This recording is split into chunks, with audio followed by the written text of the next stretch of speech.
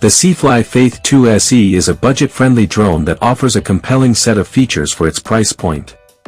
Its most notable selling point is the 4K camera, stabilized by a 3-axis gimbal, which delivers smooth and detailed video footage.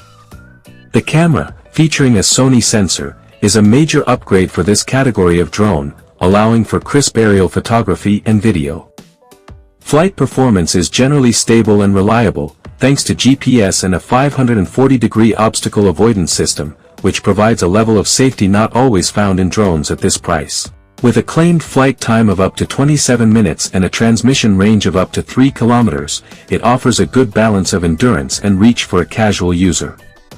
Intelligent flight modes like Follow Me and Waypoint planning add to the creative possibilities. However, some users have noted issues, such as a poorly developed app and slow charging times.